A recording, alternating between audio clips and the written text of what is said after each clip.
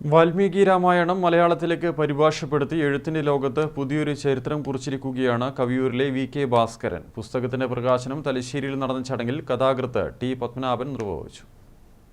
7 വർഷമെടുത്താണ് അധ്യാപകനായിരുന്ന VK. Bhaskaran Valmiki രാമായണത്തിലെ 24,000 ശ്ലോകങ്ങൾ 7 വാല്യങ്ങളിലായി പദാനുപദ വിവർത്തനം നടത്തിയത്.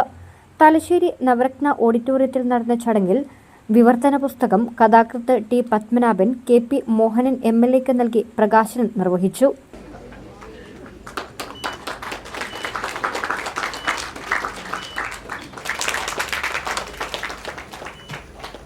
തന്റെ അറിവിൽ മഹാകവി വള്ളത്തോളിനു ശേഷം മലയാളത്തിൽ ആരും തന്നെ ഇത്തരത്തിൽ വാൽമീകി രാമായണം തർജ്ജിമ നടത്തിയിട്ടില്ലെന്ന് ടി. പത്മനാഭൻ പറഞ്ഞു.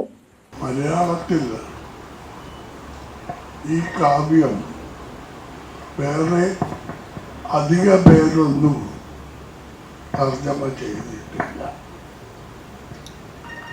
എൻ്റെ അറിവിൽ മഹാകവി വള്ളത്തോൾ മാത്രമാണ് ചെയ്തത്. എത്രയോ കൊല്ലം എടുത്തിട്ടാണ് അദ്ദേഹം അത് പൂർത്തിയാക്കിയത്. ഡോക്ടർ കൂമുള്ളി ശിവദാസൻ പുസ്തക പരിചയം നടത്തി. കവി കൽപ്പറ്റ നാരായണൻ മുഖ്യപ്രഭാഷണം നടത്തി. ചടങ്ങിൽ ചൊക്ലി ഗ്രാമപഞ്ചായത്ത് പ്രസിഡന്റ് സി.കെ. രമ്യ അധ്യക്ഷത വഹിച്ചു. Mambaram Divakaran, M. Harindran, doctor AP. Sreedharan, advocate PK. Raveendran, KP. Dayanandan തുടങ്ങിയവർ സംബന്ധിച്ചു. News bureau, Thalassery.